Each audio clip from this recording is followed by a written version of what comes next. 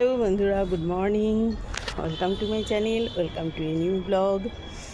আজ মহাষষ্ঠীর শুভেচ্ছা জানাচ্ছি সবাইকে।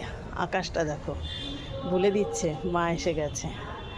আর আমাদের ছাদে এত ভালো লাগে, দুটো মণ্ডপ আছে কাছাকাছি, ভেসে আসে মন্ত্রপাঠগুলো, পুজো হচ্ছে। আমি স্নান টান করে ঘরের পুজো টুজো সেরে নিয়েছি, ব্রেকফাস্ট করে নিয়েছি, তার জন্য চলে এলাম তোমাদের সঙ্গে কথা বলতে। তারপর বলো, তোমরা সবাই কে কেমন আছো? আশা করব সবাই ভালো আছো, সবাই ভালো থাকো, পুজোটা সবার ভালো করে কাটুক, এই শুভেচ্ছা রইল সকলকে।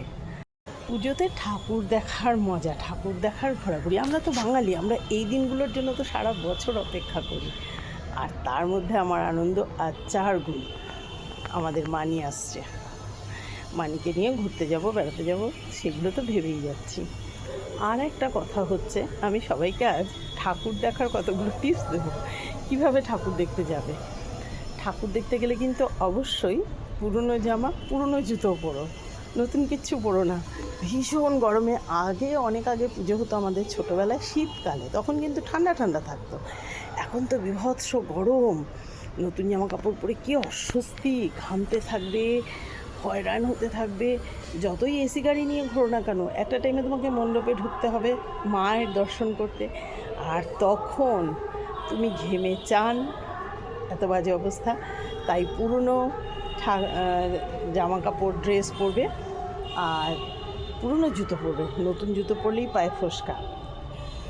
এইভাবেই ঠাকুর দেখো সবাই। আর একটা অবশ্যই জলের বোতল কিন্তু সঙ্গে রেখো, কারণ কোনো মণ্ডপের ভেতরে ধরো ঢুকেছ আর সেখানে গিয়ে বীভৎস জল তেষ্টা পাচ্ছে, লাইনে পড়ে গেছো, তখন কি হবে? শরীরটা খারাপ লাগবে। একটা জলের বোতল অবশ্যই সঙ্গে রেখো, সেটা ছোট হোক। এই হচ্ছে কথা। তো সবাই মজা করে পুজোটা কাটাও। আর কাল আমি দেখে নিয়েছি যোধপুর পার্ক, সেলিমপুর, আর ওটা তালতলা, 5টা দেখা হয়ে গেল।